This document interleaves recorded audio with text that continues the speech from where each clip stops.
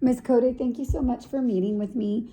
When we came in, we saw great things. You were doing a great job engaging your students, using that hook as that video, and reviewing those previous and future skills. What has been the impact of these actions and what has made that successful? Well, the hook, they have that seared into their brain. They sang that on the bus on the way to the field trip. So now, even besides the models, just because they have the song, they have the song in their brain because we did that for 3 days. Okay. They do still know how to do it, even if they get tripped up by the models, so they can always find the right answer or check to see the right answer. And it just got them excited for class. Just a fun way to start. And yes. So okay, and you also mentioned future skills. While you were teaching, you're going to eventually be able to do that. What is the benefit of letting them know of those future skills? Well, for one thing, when we go into an in-depth conversation about it, they don't feel totally blindsided by it, and they have a foundation for it. So that just helps them to not feel like they're soaking in all new information, and they're just deepening their understanding. That's awesome. And I'm sorry you had to hear that song on the field trip on the way back. So today I want to dive into academic monitoring to determine whether the students are learning and what feedback is needed to provide to them. So what would be the purpose of academic monitoring?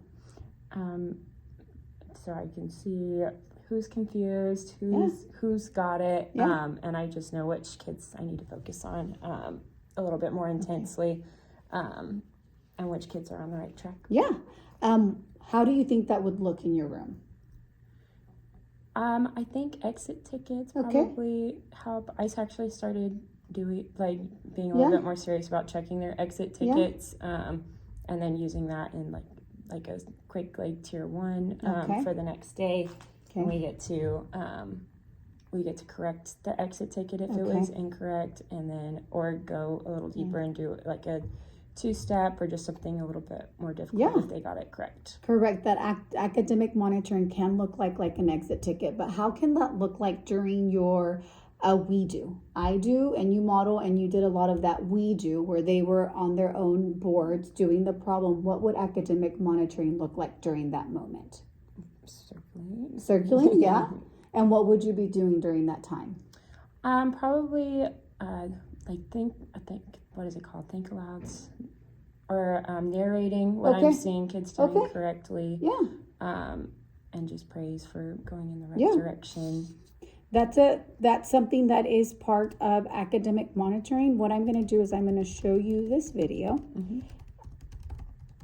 of a teacher who is academic. She is monitoring with a pen in hand, okay? So let me enter my super long password.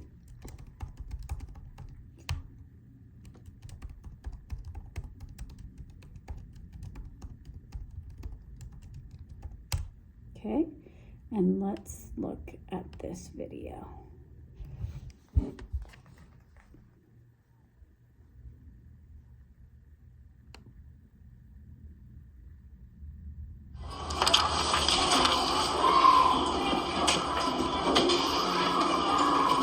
Great work, sweetheart. Rest of purple, can you turn back to number 1 and 2, please? Nice job, Malcolm. I'm getting tricked with the operation. Keep it up. You too, John. How'd you know to use addition? Because since I said she forgot to add beautiful candy, so I already know that I have to add. Nice circling, keep it up. Blue row numbers 1 and 2, please.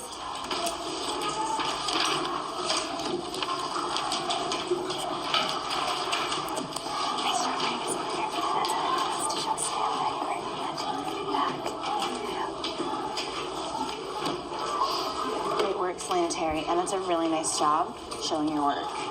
Nice job, Mr. Marcelin. Nice job, Jaden, showing your work for that.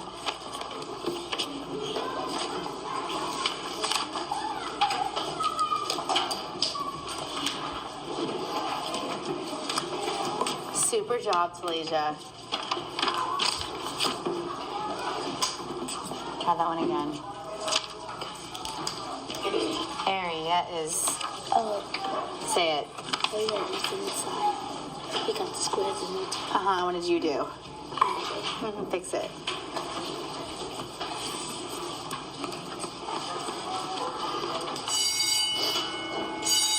Next time, do this on the outside because otherwise it's confusing to the person grading your test of what exactly you were doing. Really nice job finding this inside and showing your work. Good. Good. So what do you need to do first before you write out a number sentence? You gotta find all the missing signs. So keep on finding the missing sign and you'll rock it. Nice job, Daniela. Hey, keep going. And good job on that one.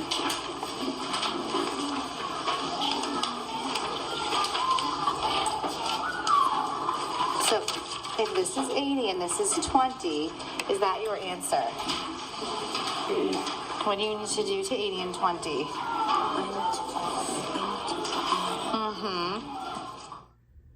Okay, so what actions did the teacher take in the video? So she walked around with the pen in hand and she marked what was correct. Sometimes for the students that were correct, she would ask like a probing question. Yeah. One time she asked, how did you know to add?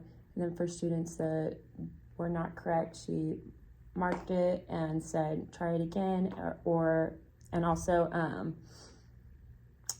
gave like a little bit of guidance about what to do next. I think maybe one of them was super lost because she gave a lot of direction. And then others, it was a quick correction, like, what do you need to do to 80 and 20? Okay. And she had the pen in hand, but she also had a clipboard. What do you think she was jotting down? Probably data on who was getting it and who wasn't. Perfect. What do you think the impact and purpose of that is? It helps her keep track of how everyone is doing. Yeah. How can this data guide your instruction? So if you're collecting this data, how can that guide your instruction? Well, if it's a large group of your students that aren't getting it, then probably it needs to be gone over again in the whole group.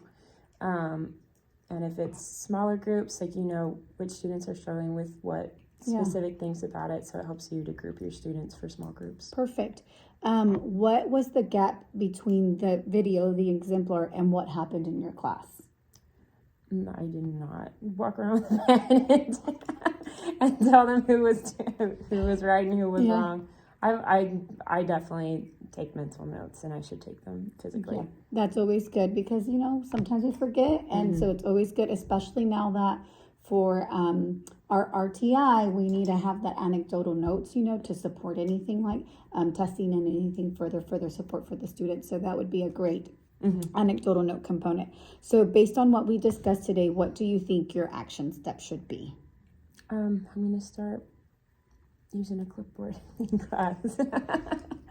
Yep. So your action step today is going to be pen in hand to give feedback to student work and to determine whether they're learning and what feedback is needed. Okay. So you can go ahead and write that down. And so while you get your stuff to write it down, and I'll repeat the action step. So your action step today is pen in hand to give feedback to student work, to determine whether they're learning and what feedback is needed. So the first thing you're going to do is create that exemplar. So just kind of like you've been writing your notes out of what you're going to teach and what the students are going to be doing, you're going to start doing an exemplar for the problem or the activity. Then you're going to give quick feedback. So that means you're going to be walking around and giving that feedback. You're going to find a coding system. That can be a star, a circle, an X, just what coding system you're going to use so the kids know they need to go back and work on it, that they've done a good job. And then cue students to revive answers using that minimal verbiage, okay? And then you're going to affirm the effort, just like you mentioned, name the error and ask them to fix it.